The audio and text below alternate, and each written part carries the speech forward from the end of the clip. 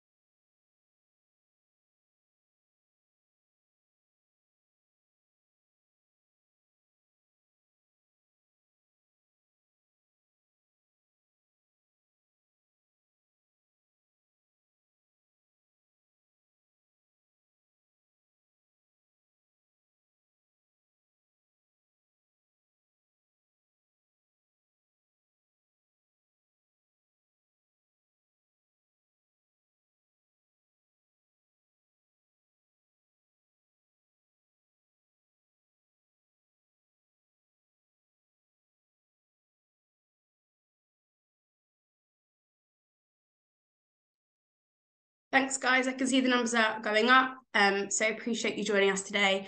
If you've just joined us, if you could put your name and your organisation in the chat, that'd be really helpful. We'll give it a couple of minutes. There's still time to go and grab a drink if you want. We'll probably start in about 2 or 3 minutes. Thank you.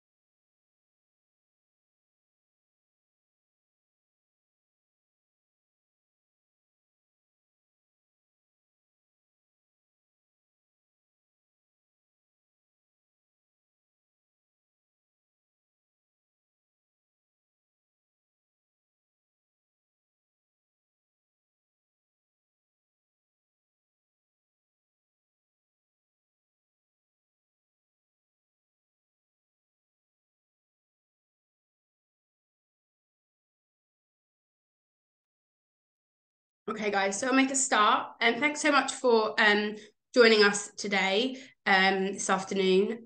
Just to run through some housekeeping rules, first of all, and then just go through a who's who. So this session is being recorded by the Heart, Sport and Physical Activity Partnership, and we will make a copy of the recording available afterwards. I'll either put it on the portal or can email it out. We transfer it to anyone if needed.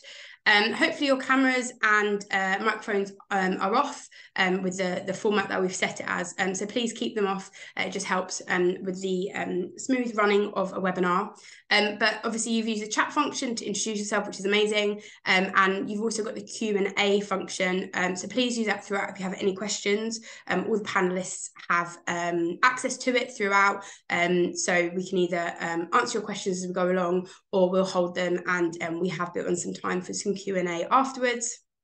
As I said, the slides, recording and presenter contact details will be shared afterwards. So hopefully you can come back to them for some information, or you can get in touch with any of us afterwards. So just moving on to a who's who today. So joining myself is Partnership Director J.d.Ocallaghan from the Heart, Sport and Physical Activity Partnership. Myself, I'm Alex Varron, Project Officer at the Heart, Sport and Physical Activity Partnership. And John and myself are delighted to be joined by Louise.Smith, who's Regional Ambassador for Parkrun covering Hertfordshire. And she's also one of our board members at our active partnership. And also James and Dan, so James.Thomas and Dan.McVeigh, joining us from Parkrun UK as well. So we're all happy to be here today to share our insight around parkrun and parkrun in Hertfordshire. And also, as I said, if anyone has any questions afterwards, all our emails are at the end of the slide. So yeah, I'll pass over to John O'Callaghan.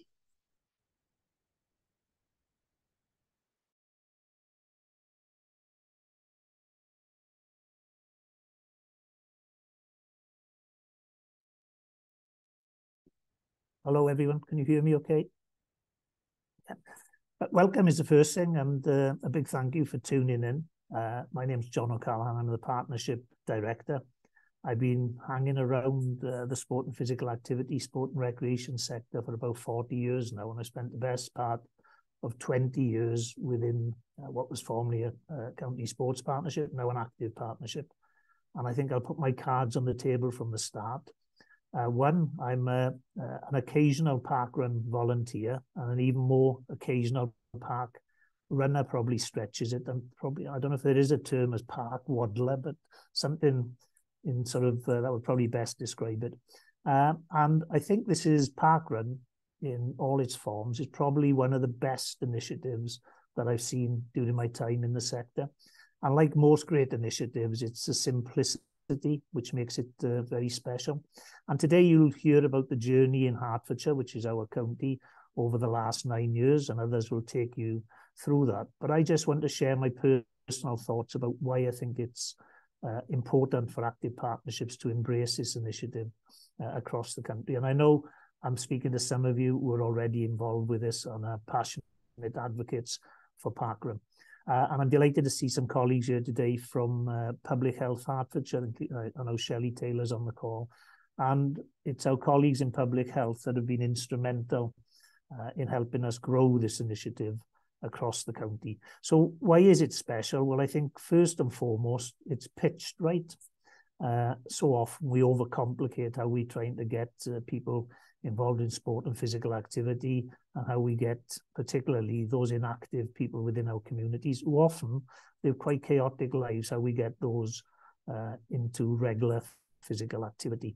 So when I say it's pitched right, well, one, it's free, and in today's cost of living crisis, obviously being free at the point of access can be hugely attractive, and in my view, it's one of the key barriers to wider participation. It's done at your pace, and I mean at your pace in terms you can dip in and out as and when you want to. You can walk, run, jog, or like myself, hop or waddle around the course. It's very cost effective. All of us who've been around this sector will be aware that on occasions we probably haven't been the most prudent in the way we've allocated resources over the years. And whilst there is a cost to setting up a parkrun locally, and that's the best part of £5,000, I think it's very cost effective. It's a one-off cost. It helps in terms of provision of a defibrillator and the like. And what it ensures is sustainability, because if the Hertfordshire experience is anything to go by, and globally would suggest that it is, what you'll see is great sustainability coming out of these programs, and not just sustainability, but growth within the programs. What we found in this county is once you can get the ball rolling, so to speak, and you can get a few parkruns up and running, other villages and towns want to call their own. And so it creates a real momentum in the parkrun movement locally. The other bit of good news is there is a good infrastructure and support structure that comes from the Parkrun HQ, and it's an initiative which clearly embraces a lot of technology. And one other thing I want to say in terms of one of the great things to me about parkrun is the volunteering element.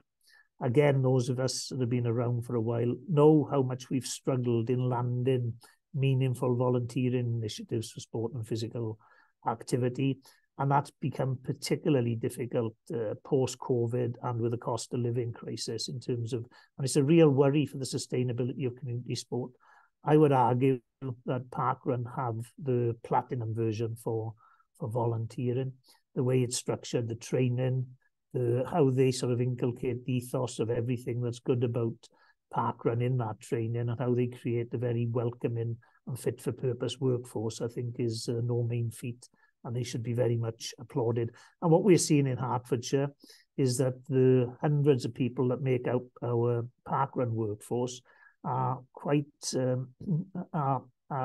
can be encouraged then to have wider volunteering presence within some of our community sports programs across the county. And the other thing with the volunteering is, and I think we should never underestimate it, is how it helps in terms of not just community cohesion, but countering social isolation. And this is a bit of a plug for a GP colleague of ours in Hertfordshire, Richard Pyle. But if you get a chance, go to Richard Pyle's TED Talk, St Albans. It's about loneliness and the impact of loneliness. And he makes a very important point in there. There are more people in England suffering with acute loneliness than there are suffering with acute cancer. And those with acute loneliness have less chance of survival. Just hold that for a minute in terms of, what we're dealing with in terms of some of the impacts of social isolation and loneliness. And what parkrun does, it creates a welcoming family which embraces anybody who fancies getting involved in whatever way and on no matter how many occasions during the year. It creates an opportunity for them to feel part of something. And I think there's some great stuff happening around that. So why active partnerships? Why should we embrace it? Well, one, it's an easy win. We want to get more people active. I think this is clearly an easy win. It's pretty simple to set up. It's pretty simple to maintain and monitor. We are system partners anyway ourselves as active partnerships and parkrun are system partners. So we should, for no other reason, we should be working together because that's what Sport England fund us to do and to see how we can collectively impact on and help deliver the Uniting the Movement strategy. We've also, I've talked about its simplicity and sustainability, and I'm been impressed, particularly of late, by parkrun and its commitment as an organisation to addressing inequality, disadvantage and inactivity within our communities. And part of this is to showcase the work that's gone on in Hertfordshire and how we may lift that for some of these other areas. And I would argue that it's ideally suited to place because parkrun, the essence of parkrun, it's place-based. And what we are seeing is that we can land this in some of the communities that need it the most, that are facing the greatest disadvantage and inequality. And what it's helped us to do, we've been working in place in Hertfordshire since 2018, and we've used parkrun as a vehicle for identifying where there is community leadership, because typically the people that can help you on all sorts of fronts are the ones that come to the front of the queue in terms of the volunteering to make the local parkrun work. So it's, it is ideally suited to place. It's a great initiative in terms of volunteer development, not just for parkrun, but for the wider sector. It's particularly cost effective because, and by that, I mean, it's free at the point of access. You can go, it can be done at your pace. We're part of a global movement. And I think that once you get into parkrun, you'll understand the motivations behind people where they do all sorts of wild and wacky things in making sure that they cover as many parkruns, not just locally, but across, but internationally and globally. And of course, those spin-offs that I talked about, I think should never be underestimated. How we link with surgeries, how we can get takeovers for particular groups, how we can counter the social isolation, and I suppose ultimately build community capital. So as you probably appreciate, I'm a great advocate for the movement. And I hope you'll enjoy the rest of the presentation, which will take you through the journey in Hertfordshire and the aspirations of our colleagues from Parkrun UK. Thanks so much. Thanks so much, John. So just while I get the slides up again, I'd just like to introduce Louise.Smith, who is our regional ambassador in Hertfordshire for Parkrun. And she's also a board member for the partnership. So hopefully, Louise, you can see that. And over to you. Lovely. Thank you, Alex. And thank you, John. Sort of follow that. We could not have a greater advocate and support in terms of John and Alex, the team of Heart Sports Partnership. And I just kind of want to say a tribute to them that the significant growth that we've been able to achieve over the last 10 years has been hugely influenced by their enthusiasm and energy.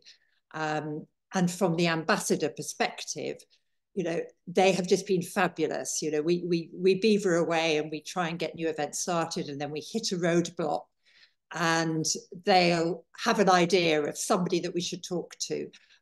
So they know all of the informal networks as to how sport and leisure and funding operate across the county, which we will never learn. So we are so thrilled to be able to partner with them and make this happen. So I thought what would be perhaps helpful is just to go through some of the practical things of what we've actually done over the last 10 years. And just a little bit more about how we've actually gone about it. So if we wind the clock back 10 years, personally, I knew very little about parkrun then. I was a runner, occasional runner, but really I knew very little, but got involved with starting up an event, which is where I first met John. And at that stage, there was just literally one parkrun across all of Hertfordshire. And Hertfordshire has a population of about 1.2 million. So I was initially running my own event, and then became an ambassador, and then a regional ambassador for Hertfordshire and Bedfordshire. And I spotted, I think it's Annalise who's here from Bedfordshire Active Partnership. So over the first 5 years, the focus initially was on really growing the number of 5K events. And hard to believe now, but at that stage, you know, the starting point was people didn't really know what parkrun was. So a lot of education. And then the 2K junior events really started taking off for us in about 2016. So going pre-pandemic, we were up to about 23. And then post-pandemic, which is really only in the last 2 years, significant growth, particularly around junior events. And that's very much thanks to some super investment from Public Health Hertfordshire, coordinated by Heart Sports Partnership, and very much focused around deprived areas. And I know it's easy to think of Hertfordshire as all leafy, sort of affluent areas, but that's not the true picture. I mean, we have Watford, we have Stevenage, we have Essex Borders, and where Heart Sports Partnership has been fantastic is being able to give us the data. So school meals data, and through their active local programs, being able to tap in to their community networks that they've already set up in areas which really could do with free activities to get young people out and moving. So we're now at 32. So just a visual to give you an idea of what that growth actually looks like. Alex, if we, the next slide. So yeah, 10 years ago, just little old St Albans, which at that stage got about 250, probably not many walkers at that stage, so probably 250 runners and joggers, and about 10 volunteers. And on to the next slide, that's the world today. The orange ones are the 5Ks, the green ones are the 2Ks, and Hatfield and Buntingford are due to start in the next couple of months, and they are both junior events. And the participation numbers across that, so we've gone from 200, so a total, every weekend, 5,000 people are participating in a parkrun across the county. So that's around 4,500 walkers, joggers and runners, and about 500 volunteers. So hard to think of any other initiative that will be drawing on so many volunteers on a weekly basis. Still some gaps. We spend a lot of time thinking around the northeast corner and the far west, which are pretty rural parts of the county. So a lot of fields, and particularly muddy fields at this time of the year. But we've still got a few ideas as to how we can get some more blobs onto that map. So just moving on to kind of the practicalities of how we've done this, because it can look like a huge amount of growth, but in reality, it just breaks down into a number of projects. And I try and keep things simple, and I sort of see every new event as a project. So probably the most important people at the outset in really making this happen are the ambassadors. And I know we have ambassadors working across the Active Partnership network, some of whom are on this call. The parkrun ambassadors are volunteers who've probably been running their own events and want to get involved in helping other new events start and looking after existing events. So they're usually kind of the cavalry which is involved right at the outset. And then moving on from that, we need event directors who are kind of going to take responsibility for each new event, and then the volunteer teams who will kind of turn out each week, rain or shine, but not the same volunteers each week. I mean, as John said, one of the beauties of parkrun is just people sign up for when they're able to come. So particularly highlighting the big growth in junior events. I mean, we kind of had a pretty firm deadline that we needed to start 7 junior events by actually March of this year. So we had a couple of years. So we really had to push really hard on that. So the left-hand side of the screen, just actually the bottom part without all the nice smiley people, although that would have been good to have in the ad, but we just actually had the orange block at the bottom. So initially we went out, really simple wording, saying that we wanted to bring junior parkrun to Hertfordshire. And we put that on Herts Sports Partnership, put it on all their social media. We got it onto the social media of most of the existing parkrun events across the county. And then it was shared with the running clubs and community groups. And, you know, my background is recruitment, and in some ways this was a perfect recruitment ad because we had about 22 responses, of which about 12 of those are now very active members of new junior events, and a number of them were the event directors. So they were really good. And then when we got down to some events which still needed more people, we then sort of localized it. So that was one for this particular one was the one for Potter's Bar. So I know, you know, sometimes getting the elusive event directors who've got the energy and the drive to really set up a new event can be quite difficult. And I would highly recommend this approach. It's worked brilliantly for us. And throughout all of this, you know, just great support from HQ, making sure that we jump through all the hoops that are required to get events set up safely and effectively, particularly around junior events, DBS checks, safeguarding, risk assessment for all of the events. So it's a kind of pretty structured program that we work through, and, you know, lots of help and advice when we need it. And then once an event is set up, as kind of John touched on, the volunteer recruitment within the local community just kind of takes off, can take off at that point. And we have many volunteers who are never going to be participants, would never choose to be participants, but they just love coming across, coming along every week, helping out, seeing the same faces, going for coffee afterwards, and just kind of feeling that real sense of belonging and helping something good within their community. So the second characteristic, I called it location, really we should call it place now. And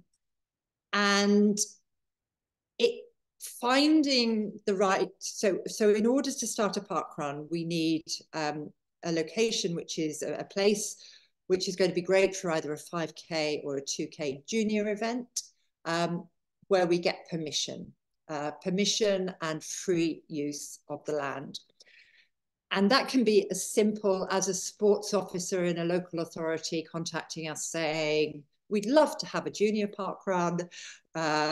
We've got a park, you know, come along and having a meeting, which often happens. And that clearly leads to a permission usually really quickly, to spending hours looking at Google Maps, trying to find green bits of land, and then tracking down who owns it, and you know, making the approach. Fortunately, that doesn't happen very often, but sometimes from a demographic perspective, if it's just a particular location we really want to be at, that can be a really good way of getting a short list of prospective venues. We need to be kind of pretty, what's the word, robust sometimes at this stage, because if somebody turns us down, if they say, no, we do not want a parkrun here, which thankfully happens less now than it did in the early days. But if we get a no, there's not really very much we can do about it. We just have to move on. But other venues, I mean, schools have really come to the fore in the last few years, and that's a combination of independent schools who are, you know, very keen to be supportive of activities in their local communities, and also more recently, state schools who are increasingly, you know, seeing the commercial benefits, or being encouraged to see the commercial benefits of making their facilities available out of hours. And, you know, we are very grateful that they also will include parkrun as part of their kind of giving back to the community. And that can be great, because particularly for a junior parkrun, all that is required is a few playing fields, football fields, rugby fields. It doesn't have to be an exciting course. In fact, you know, the more straightforward the course, the better, because it can be marshalled more easily. And 2 or 3 laps of a few playing fields is quite sufficient. We also have a couple of events on private land. My own home event near Hertfordshire is a country park which is owned by Tarmac, who've been quarrying it for years. And private land can be really good, because it can be a little bit more, what's the word, a little bit more complicated to get the agreement at the outset. But having got it, we're often left to our own devices, because there may not be that many other people actually using the land. Country parks is kind of a subset in its own right. And then leisure centres, you know, a lot of leisure centres have some land attached to them, usually very supportive of events like that. So it's not a definitive list, but it's kind of the majority of where we've set up events in this county. And again, you know, a lot of networking often, and engaging, you know, different constituent. I mean, we've got a recent one in a small town, Buntingford, which is going to be starting quite soon. We kind of went around the houses to begin with on who we should meet with, and weren't really getting anywhere. And then suddenly somebody said, meet the mayor and meet one of the county councillors, or sorry, one of the town councillors. Met them, and they said, oh, don't worry about these people who are saying no, you know, we'll sort it out. And suddenly we got the permission. So, you know, just kind of, you know, keep going, and it usually happens. And then the third part of the equation, which is the funding. And again, firstly, kind of just, you know, a little bit more depth on, you know, what John was saying. You know, it is a one-off payment of 4,800, which the biggest outlay on that is the defibrillator, which all events have to have. And, you know, by the by, has saved, you know, countless lives. But beyond that, the funding covers some of the other equipment that's needed just to kind of signpost the event. It also covers all of the support from HQ, the insurance, safeguarding. So effectively, it is a one-off payment for a license to run a parkrun in that place forever. And the on-costs beyond that are minimal, and are usually funded by each individual event. You know, they may need to replace their plastic containers to move their kit around in. They may need, you know, they may want to give out some chocolates at Christmas. And you know, this is, you know, small amounts of funding which can be raised from within the local community, the local parkrun community. So we've never had a situation where we've had a team wanting to make it happen, who are usually, quite dynamic, by their kind of nature, and a venue where we haven't been able to get all the money. It doesn't have to be in one lump sum. We've been very fortunate with Public Health Hertfordshire recently with the 7-year events that they've been entirely funded by them. But in the early days, we got part funding and then had to go out and find 50% from elsewhere. And again, it's not a definitive list, but it's the angles which have worked pretty well for us. Most councillors have their own locality budget, and often particularly with junior events, they've been very disposed to helping increase activity in their particular wards. We've invited them to come along and start the event. They get the benefit of photographs, some of which might make it into the local paper to reinforce their involvement. Local councils, either by directly supporting it or by through particular funds they have from time to time to encourage activity. Potentially the harder ones to track down, but I think talking to fellow ambassadors, they are there in most counties, because there are philanthropists in pretty much all areas who want to feel that they can put money towards good causes. So this is both private and public trusts. We were really struggling to get Stevenage Juniors started. Stevenage not an affluent part of the county, and we were looking for kind of the final quarter to help the event start. One of the event team knew that the previous MP, Barbara Follett, the wife of Ken Follett, the author, she had her own fund, the Barbara Follett Fund.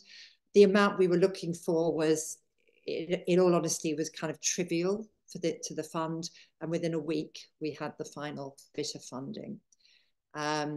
So if people are kind of struggling around this area, my contact details are at the end, but kind of, I guess, we've gone through the loops on this many times, so very happy to try and provide any help or guidance if required, because appreciate the funding is important.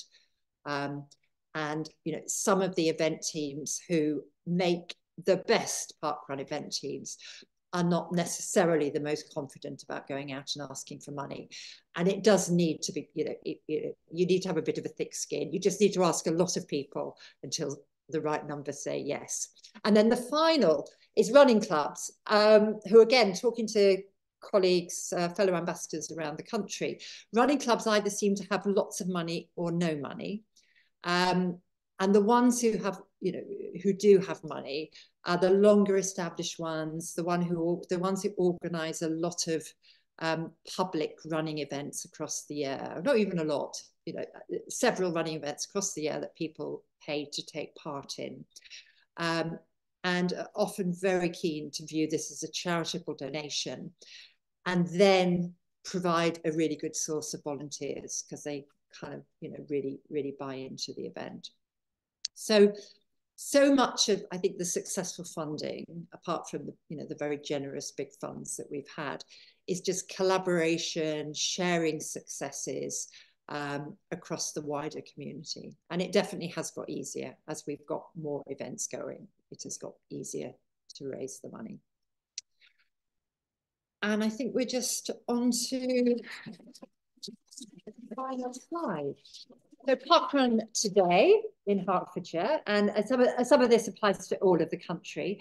January has got off to a flying start, particularly for the 5K events. January is always it's always the month when the most people sign up, New Year's resolutions, but we're really back to pre-COVID numbers and beyond. A number of the 5K events in Hertfordshire have got all-time attendance records. I mean, it's not by any means all about attendance, but, you know, it is an impact of the impact we're having.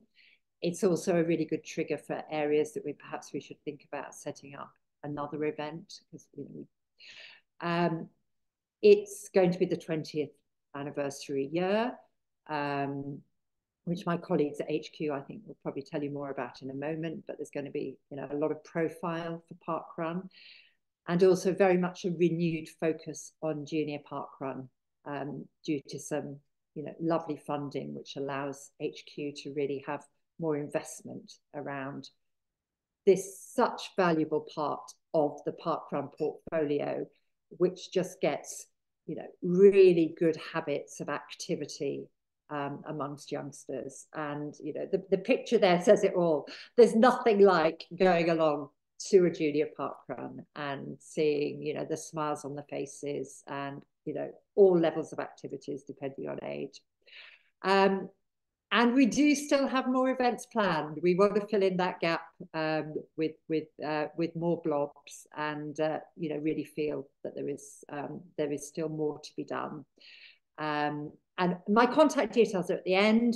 I am really happy. I mean, please do contact me. I am very happy to make the connection, if you don't already have it, with my equivalent or the relevant ambassador looking after your area. And also just kind of there at the end of an email, if there's any particular roadblocks or any experience or any particular problems you just want to share. Thank you. So I will hand over to Dan and James from Parkrun Head Office.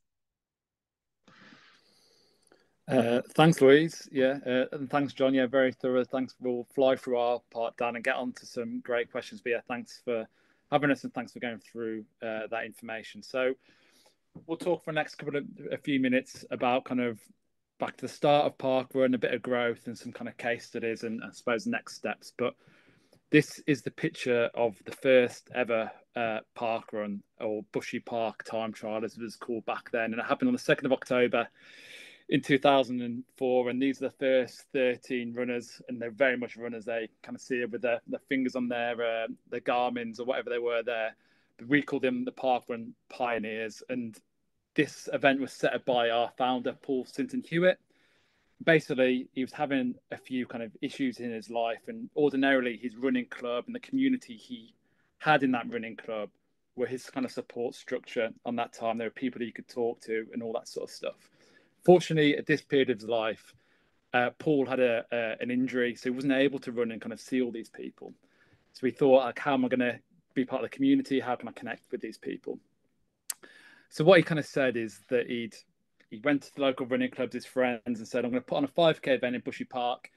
It's going to be free. I'm going to time it. I'm going to set all the course up and all those sort of things. It's going to be totally free. It's one condition, is that you all stay for a coffee with me and we can have a chat at the end of the run. And that kind of set the tone from the very start that, of course, you know, it was a running event or a walking event, but kind of the coffee and the meeting people and that community was really the key kind of part of what parkrun is about. And after this, Paul had the ambition to basically have a parkrun event for everyone, wherever there was one wanted. So obviously really kind of bold ambitions from the start. This one event kept happening every week for the first 2 years, and then one event became two events became 3, and then there was the first event outside London, down the road from me in Leeds at Woodhouse Moor. So kind of real humble beginnings from the start. Can I have the next slide, please? So kind of, yeah, to rattle through this, I think it's been covered, but basically, yeah, parkrun's are free weekly time events across the world, organised by local volunteers. And as we kind of mentioned, loads of events across the UK, Ireland, Australia, New Zealand, South Africa, Japan, as well as kind of growing areas across North America and across Europe. And we're always in conversations with new countries to start events there. But we also have events in prisons, military bases, and kind of, which has been alluded to before, in schools. But yeah, everyone's always welcome, and that's something we're really kind of passionate about. But the thing is that no matter where you go, there'll hopefully be a parkrun there, and you know what you're going to get. So if you go to an event in Australia or the UK, or like I said, in a prison, it's going to be a kind of similar format. It's all going to be 5K. It's going to be Saturday or Sunday morning. But of course, that's free for everyone forever is the kind of key fundamentals. Can I just go on the next slide, please? Yeah, and I can't think this has been covered, but yeah, it kind of empowers the community to deliver those weekly events. Local volunteers set up the events, marshal it, and they really, it's owned by the community, but make sure all the events are welcoming and inclusive to however people want to participate in it. But one kind of thing I wanted to briefly mention is we often do barriers survey. So we talk to loads of people who participate in parkrun or don't, and what are the barriers for them to take part in parkrun. And something which people told us was that people had a real fear of kind of coming last at a parkrun event. So we introduced a tail walker role. So they're a volunteer who walk at the back of the pack who will be the last person to cross the kind of finish line. So again, that's kind of a key thing that we're constantly trying to look at reasons why people might not want to take part in parkrun and kind of implementing interventions to hopefully support that. But another part of this is that we're really proud that our average finish time is getting slower every single year. So 2005, our average finish time was 22 minutes and 17 seconds. But as of last year, it was 32 minutes. So again, it's getting slower every year. And that means we're reaching more people who need it, that the more people feel included in parkrun and feel kind of they're able to walk or jog and kind of participate how they want to. It's something we're really proud of and something we celebrate. Can I have the next slide, please? So yeah, here are some kind of stats. So from that first photo, as we said 20 years ago, we've had 9 million people registered at parkrun. So 9 million people have got their barcode, which allows them to take part in parkrun. We've had 100 million instances of participation since the start, so whether that's volunteering or running or walking. 500,000 different people have volunteered at parkrun. And kind of just some stats from any weekend. Obviously, we get so many people volunteering or running or walking every weekend, but as it's just a snapshot, so it was last weekend in the UK, we had 1,165 events, with 398 of those being juniors. We had over 200,000 finishers, with 8,500 of those being junior people, so people who from 4 to 14 finishing 2K events. Over 26,500 volunteers, with 8,000 of them being volunteers at junior events, which are most ever volunteers every weekend. So a total of 229,000 people across the UK last weekend participated in parkrun in some form or another. So they're all people, that many people taking part in free weekly activity outside with other people, which I'm sure you all agree is a pretty amazing place from that initial photo of Paul kind of 20 years ago. So I'm going to pass on to Dan to talk about the other parts of parkrun. Thanks, James. And if we pop on to the next slide, please. And hello to everyone. Thanks for joining us on the webinar. It's really great to be invited to come along and be here. And so James has sort of talked about the growth that we've seen through parkrun through the last 20 years. And it's quite staggering in a way to look at some of those numbers. And I think working at parkrun, you become slightly immune to seeing those numbers sometimes, and you have to step back and think about how enormous the movement has become. But with that growth, I think we've also started to mature as an organisation. It's been very rapid in the last few years, the growth. And in our most recent strategy, so a 5-year strategy that started last year, we started to think a bit more about who are the people that are going to benefit from parkrun. And in fact, we think everyone can. And so the growth has been organic so far. Where people wanted to start a parkrun, we've enabled them to do that. But we're in a position now to start thinking a bit more about who might benefit the most, who are the people that might not access it through the current ways of growing parkrun, and what can we do about that. So we've got some stats here around who participates in parkrun, and these sort of focus in some of the areas we're hoping to focus on through our new strategy. So you can see there that just under a quarter of all our finishers on our 5K parkruns are over 55. So a relatively older age group than maybe would be expected for that kind of percentage.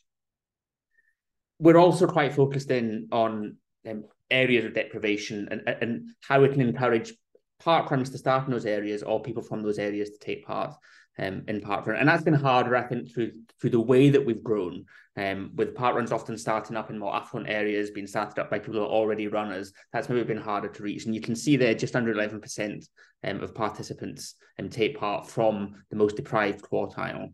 And that comes from postcode information that we gather when people register. And then for junior parkrun, a similar amount, about 11%. And we have strategies now to try and address that. And James will cover them a little bit later on. But one of the things we've done in the last year is introduce a diversity, equity and inclusion role into parkrun HQ. Someone called Anna, who is currently developing a strategy that will look at both this aspect of inclusion, those people from more deprived areas, but also looking at the gender balance of park runners. And you can see there about half, just under half of all sign-ups, all people that register are female, but there's then quite a drop-off for those who take part.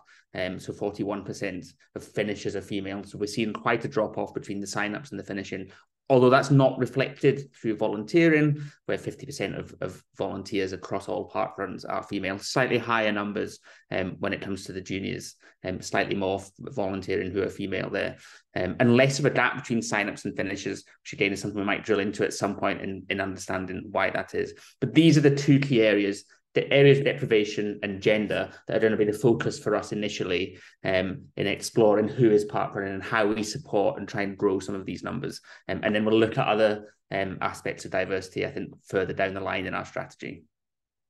So if we go on to the next slide, thank you very much. And I was delighted in my role as sort of lead for volunteering in the UK to hear John talk so enthusiastically about our volunteering model.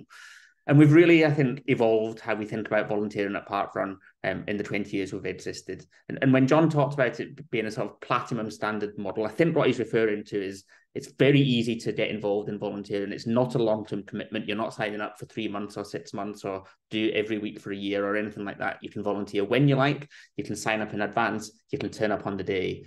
There's a range of rules. They're all very straightforward. Even the ones that seem a little bit scary at first, like keeping the time of the event and time everybody that comes across the line, they're very straightforward to do once you've tried it once. And we have people at every parkrun that know what they're doing and can provide guidance. So accessing the volunteer opportunities is easy. But what we've learned, I think, through surveying our volunteers, through some of the research that we've done, is that initially the volunteers, I think, were in place in order to enable people to have a run or to have a walk, which would improve their health and improve their happiness. And that was meeting our ambition as an organisation. But we've come to realise that it isn't just the people that are running and walking that are benefiting, that are becoming healthier and are becoming happier, that by volunteering, actually those changes are happening as well, those impacts are happening. And so we no longer just see volunteers as people enabling others to get healthier and happier, but volunteers are contributing to our overall vision and mission as well. And there's some stats there from our most recent volunteer survey, which was held in rolled out in November of last year. So of the people that have volunteered with us, 84% report that by volunteering, their mental health is improving. 62% report that they're feeling physically active and their physical health improves as a result of volunteering. 72% a wider range of social supports in their community through being a parkrun volunteer, and then 90% feeling happier after volunteering at parkrun. So this new approach that volunteering is an equal form of participation is really crucial to us.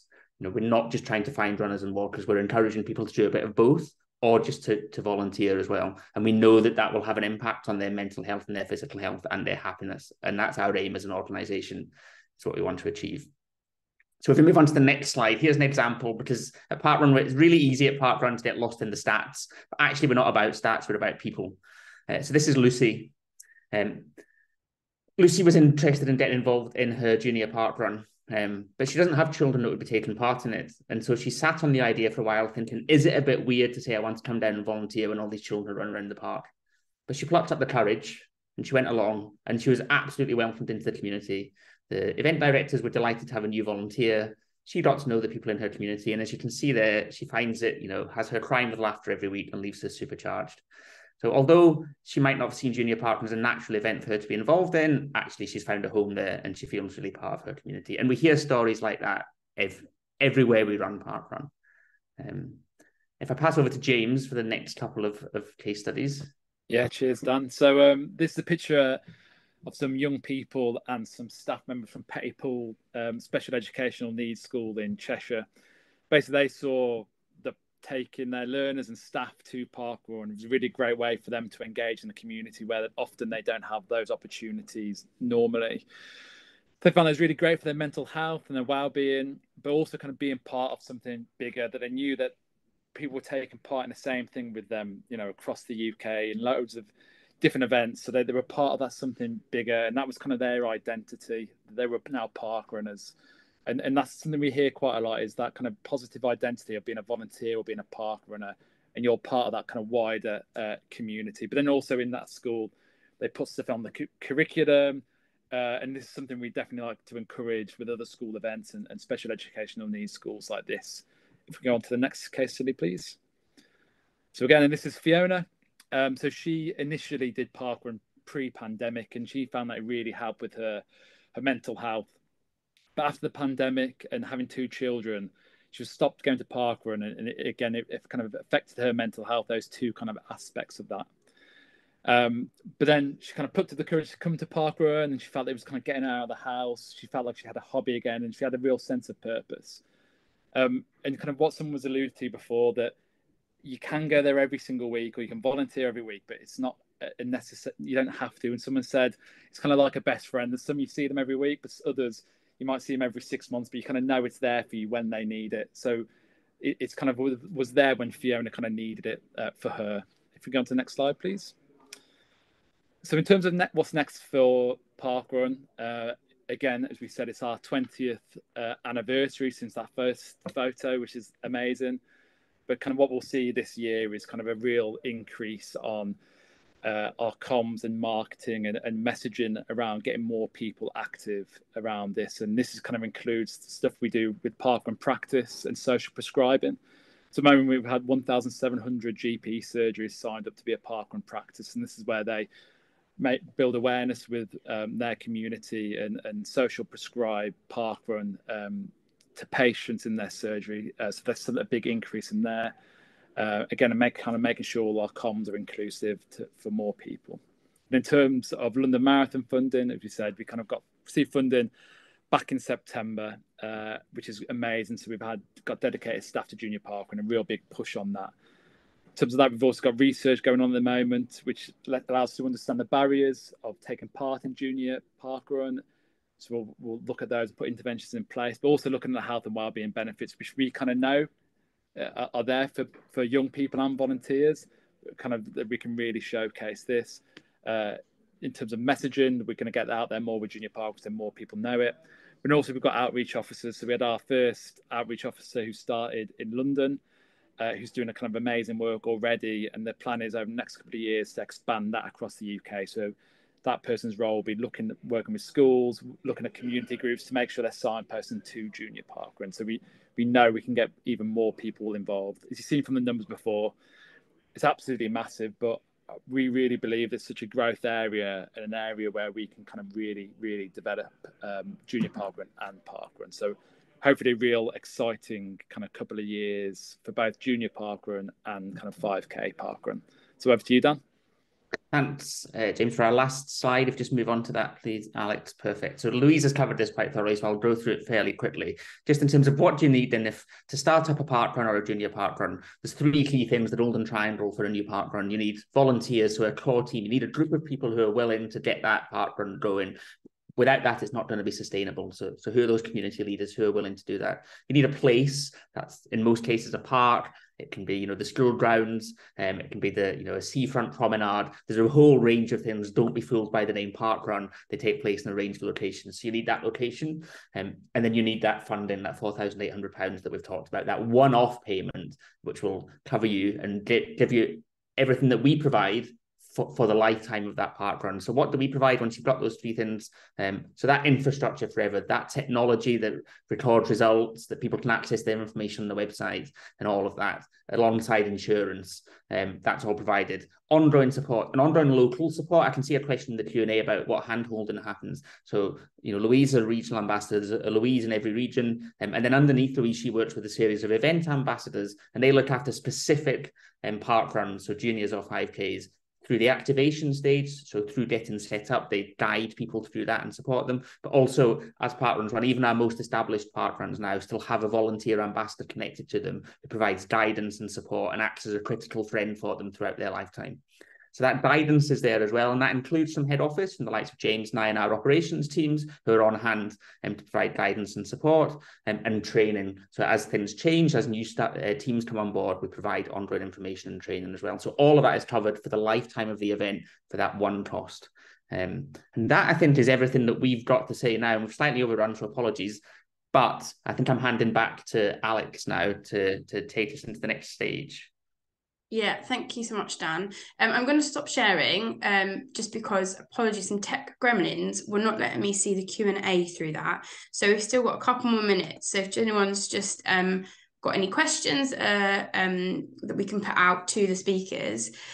Someone has asked, how are we promoting the runs? So Dee, I don't know whether you mean in Hertfordshire or just generally, but to the panel, how do we promote the runs? I was going to say, Louise, you go for that if you want to. Yes. To begin with, we like to start them really quietly because, particularly for 5K events, there have been, historical cases of where people just want to go to the first event. So you've got a brand new team who are feeling their way, and then they're overwhelmed by a huge number of people coming who are never going to come again. So we just let the event start, and through the local community, through the funders, people always come to begin with. For junior events, the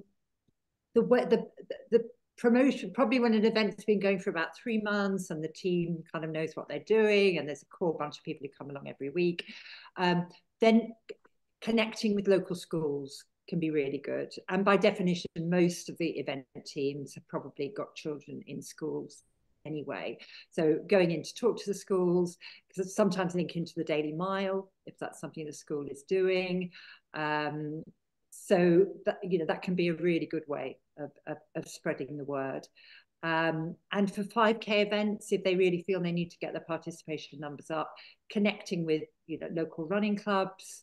But we've never really, we're not advocating big advertising because people will find them, and if the event team is friendly, supportive, if people going away saying they've had a great time, they'll be sharing it on their own Facebook or Insta or whatever, and the word gets out. Thank you, Louise. I just want to bring James in to follow up on that. Yeah, just on that, in terms of from sort of a head office thing, is that we're always trying to get the message out to more people about parkrun and kind of the benefits of taking part in parkrun, and with it being our 20th anniversary this year, there kind of is plans to up the ante a little bit on that. But another things, like we've created Parkrun magazine as a way of getting under the noses of people who may not have heard of parkrun before. An actual physical magazine, which I know are kind of a rarity now, but be putting GP surgeries in schools, in community areas, so people who might not stumble across parkrun as a Facebook page can kind of pick it up, read it, and go, "Oh, you know what? That's for me. I'll find my local one." So we're always trying different ways to get to kind of new audiences, and that'll be sort of an ongoing journey, I think. And Dan, do you want to follow up with that? Yeah, and just to add to that, so with our 20th anniversary, a lot of the comms for our 20th anniversary are going to be focused on people who haven't engaged with the parkrun, so to try and get them involved. And we also have very regular communications going out nationally anyway to talk about parkrun generally, not about specific events. And I've also put a link into the webinar chat. So a couple of people have asked about where there are parkruns in their areas. So I've put a link into the chat to a map on the parkrun website. You can go in and zoom in on that and toggle between 5K and 2K, so you can see in your locality where there are parkruns and where the gaps are. Thank you both. And finally, a question from Mel. Do you have breakdowns of stats for each county? To an extent, I think so. It would. If I'm honest, I'd have to go back and check that. What we are sort of set up by region in a way, but the regions can be quite large. So it may be that we have stats around that. It would be possible, I imagine, to draw stats per county, but whether we actually have them at the moment, I don't know. But Louise, you might know whether you get stuff specifically for your county or whether it's more regional. I don't, but because I'm kind of lucky, I look after 2 counties, so I just keep a track myself of the stats, and and can pull it together. But I'm sure if there's something, if there's something very specific that you want, I'm sure we can try and find a way of helping you get there. Thank you. Nikki, I see that you've put in around not having any parkruns in your area currently, and James has said get in touch. The final slide of the PowerPoint does have all our emails on, so when you get the slides, you can find the email addresses there for all of us directly. And Linda has asked a question, which I know John is typing to. Louise and John, how did all of this start? Did you, as an active partnership, approach Public Health England? So I know John's typing. So I don't know, Louise, if you've got anything to add while John's typing. We're waiting to see what he says. Yeah, I first met John when we were setting up Pansanger Parkrun, and to be honest, I don't honestly know, John, you might remember, but I don't actually remember quite how the meeting came about, but we trudged around a wet course. It's always winter when we're setting up new events. And suddenly John said, he'd be able to organise the funding, which I think did come through Public Health Hertfordshire, to part fund about 6 events. That was my recollection. I'll stop typing because I'll be all day trying to put a response together. Yeah, I don't think the funding didn't come from Public Health initially. I think there was, I think we put a bit of funding in. Can't remember what the source was. And then we've always had a very productive relationship and an ongoing relationship with Public Health.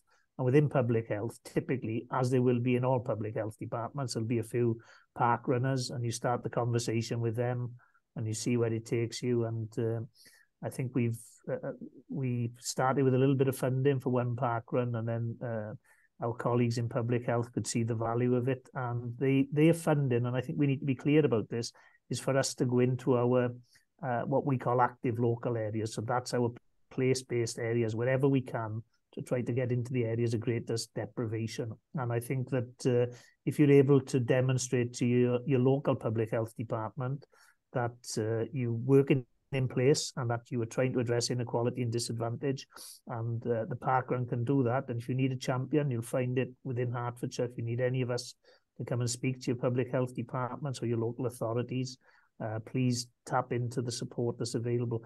But what you'll find is if you can demonstrate that you can align the parkrun development in your areas with the priorities of Public Health, which is essentially around the health inequalities, I think that you'll find them very supportive. We certainly do in Hertfordshire, and it's a relationship that we value highly.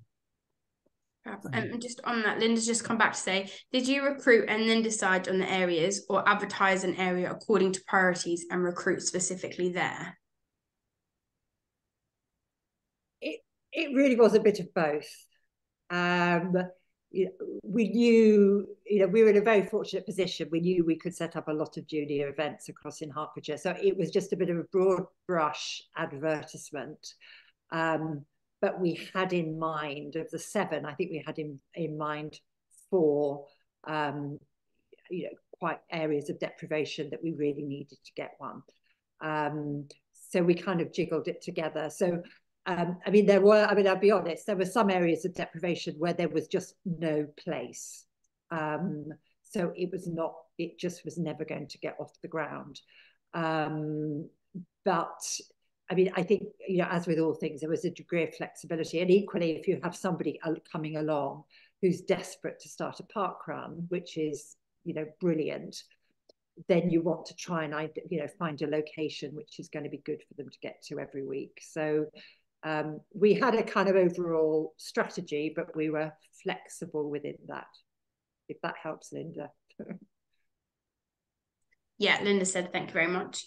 So there's no more questions in the chat. And I appreciate we've gone over a little bit. So I'm going to just bring it to a close now and just say thank you so much to you guys for joining us over lunch. And thank you to our panelists as well, Dan, James, Louise and John, and myself. And yeah, we will get the recording out at some point today, either on the portal or via WeTransfer or email to you, as well as the slides. And as I said before, our contact details are on the last couple of slides, and please do reach out. We are all parkrun fans and happy to see more grow around the UK and further afield. So yeah, please reach out and we'll help where we can. But thank you so much for joining us. And I'm going to stop the recording now. Thank you so much.